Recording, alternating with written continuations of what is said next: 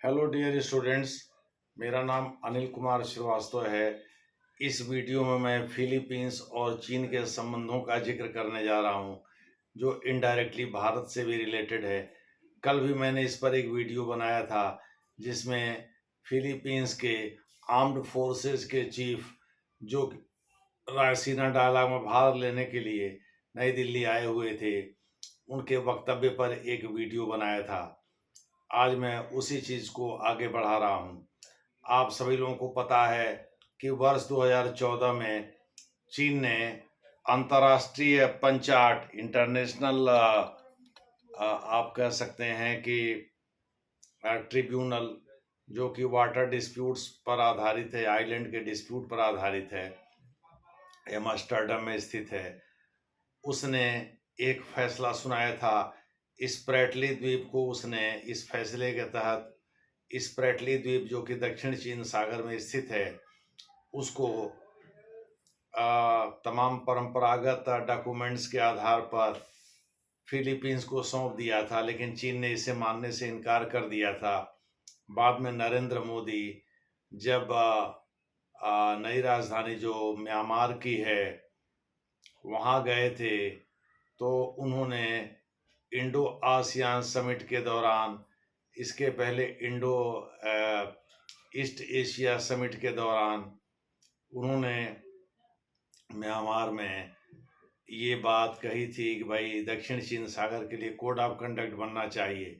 हालांकि चीन ने इसका प्रतिरोध किया था, चूंकि उस समय चीन लड़ने भिड़ने के मूड में था भारत के साथ। ये वर्ष 2014 की बात मैं बता रहा हूँ।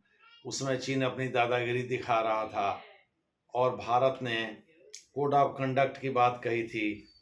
चूंकि भारत का आपको पता है 55% कारोबार दक्षिण चीन सागर से होते हुए ही होता है, यानी जो उसका मैरीन ट्रेड है, जो समुद्री व्यापार है, उसका 55% हिस्सा दक्षिण चीन सागर से ही होकर गुजरता है। खास करके जापान और ऑस्ट्रेलिया को उसकी सप्लाई, या दक्षिण कोरिया, उत्तरी कोरिया का भी भारत पांचवा सबसे बड़ा व्यापारिक साझेदार है।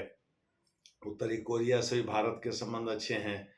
तो उत्तरी कोरिया को भी जो भारत सामान बेचता है, वो भी दक्षिण चीन सागर से होकर के गुजरता है। इसके अलावा दक्षिण कोरिया को, जो कोरियाई रिपब्लिक है, गणराज्य है, उसको जो सामान भेजता है, वो भी दक्षिण चीन सागर से होकर गुजरता है। और ऑस्ट्रेलिया और जापान का तो 100% उसी से होकर गुजरता है। एक्चुअली जापान को कच्चे लौह अयस्क की आपूर्ति के लिए ही पारादीप बंदरगाह, जो कि उड़ीसा में है, को विकसित किया गया। और उससे अंदर से, यानी जिसको हिंटरलैंड कहते हैं, अंदर से लौह अयस्क ला करके वहाँ लाद करके पानी के जहाज पर, मालवाहक जहाज पर, और जापान को भेजा जाता है। तो भारत अपने कारोबार का अधिकांश हिस्सा भी इसी दक्षिण चीन सागर से करता है।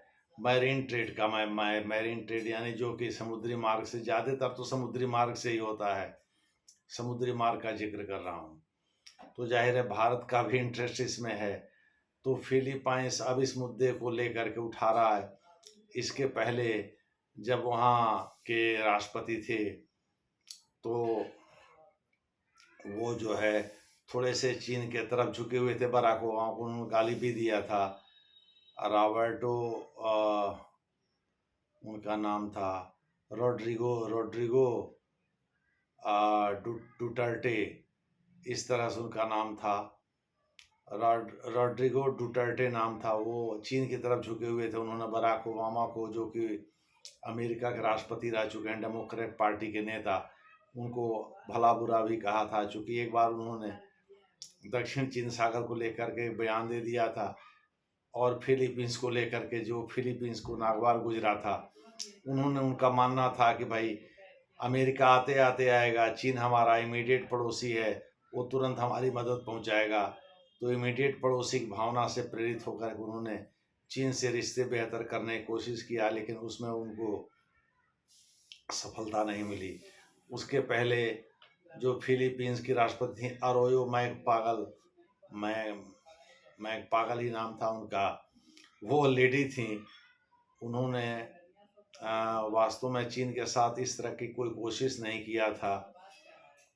तो मोटे तौर पर आप कह सकते हैं कि फिलीपींस इस समय फिर से चीन से अपनी दूरी बढ़ा रहा है और भारत की ओर झुक रहा है। सुना बीच में गया था कि फिलीपींस भारत से ब्रह्मोस मिसाइल भी खरीदने वाला है, ठीक वैसे जैसे वियतनाम या कुछ अन्य देश जो कि अमेरिकी खेमे के हैं और चीन के विरोधी देश माने जाते हैं। चूँकि 1999 में ही एक फिलीपींस का एक जहाज स्प्रेटली द्वीप के पास डुबो दिया था इसने, चीन ने। तब से फिलीपींस खफा ही रहता है मोटे तौर पर चीन से।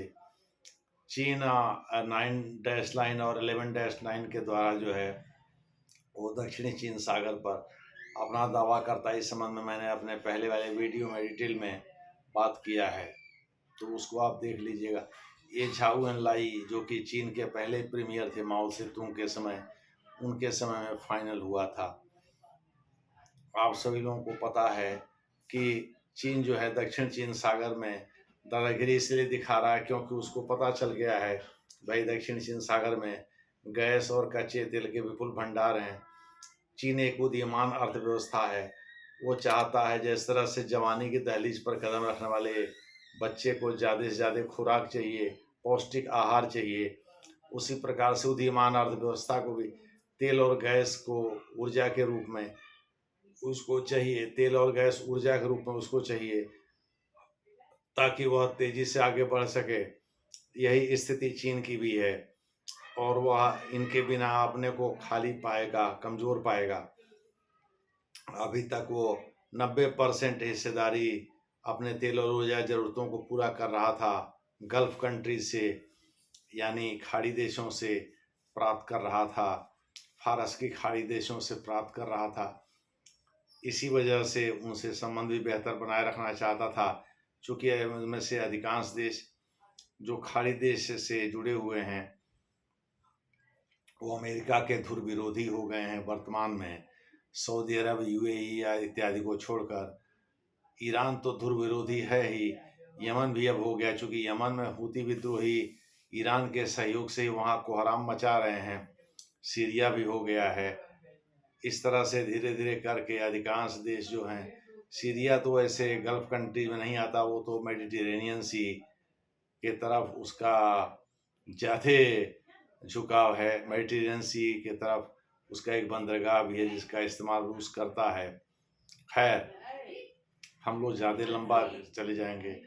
मोटे तौर पर आप ये समझ लीजिए दक्षिण चीन सागर में जिस तरह की गुंडागर्दी चीन कर रहा है उससे निजात पाने का एक ही तरीका है कि भाई फिलीपींस अपनी हैसियत को बढ़ाए। चूँकि फिलीपींस एक छोटा देश है, कमज़ोर देश है, वह चीन के सामने अकेले तो ठहर नहीं पाएगा, लेकिन गठजोड़ करके वह संघीय शक्ति कलयुग है, तो वह गठजोड़ करके मजबूती से चीन के विरुद्ध खड़ा हो सकता है। इसीलिए वो भारत को अपनी ओर मिलाने की कोशिश कर रहा है और साथ ही वो अमेरिका और जापान, भारत, ऑस्ट्रेलिया के नेतृत्व वाले क्वाड के विस्तार की भी बात कर रहा है, जिसका मैंने जिक्र किया है। या तो क्वाड प्लस बनाया जाए या तो स्क्वाड बनाया जाए। स्क्वाड में फिलीपींस है ही, अमेरिका, जापान है ही, ठीक है, और उसमें वो ऑस्ट्रेलिया है ही, यानी फिलीपींस एक नया जुड़ गया है। क्वाड में भारत है, इसमें भारत नहीं है, और वो भारत और दक्षिण कोरिया को अपने से जोड़ना चाहता है ताकि वो एक मजबूत गठजोड़ बना सके। लेकिन ये रणनीतिक मामले हैं, इसमें भारत के एक्सपर्ट्स क्या सोचते हैं क्या नहीं सोचते हैं ये तो बाद में पता चलेगा। लेकिन जैसे ही डेवलपमेंट कोई नया होगा हम इसके बारे में चर्चा करेंगे। धन्यवाद।